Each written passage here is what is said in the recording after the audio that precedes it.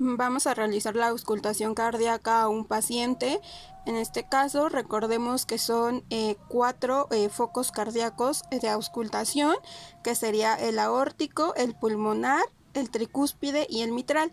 Vamos a empezar por el aórtico, que se localiza en el segundo espacio intercostal derecho, en el borde esternal derecho.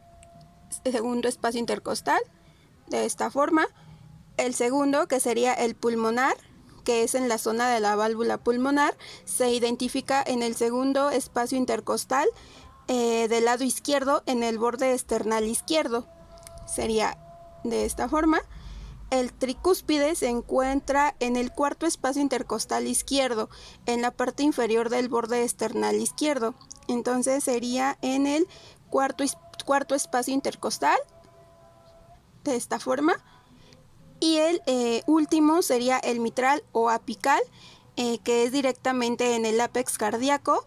Este se encuentra en el quinto espacio intercostal izquierdo, línea medio clavicular. Se encuentra en este foco. De esta forma se haría la auscultación cardíaca y de igual forma el paciente nos refiere un dolor. En este caso tendríamos que verificar qué tipo de dolor es. A nosotros nos basaron que era un dolor precordial. Recordemos que el dolor precordial viene directamente con varios signos y síntomas. Todos pueden ser diferentes, ya que existen diferentes dolores precordiales. En este caso puede ser acompañado de vómitos, mareos.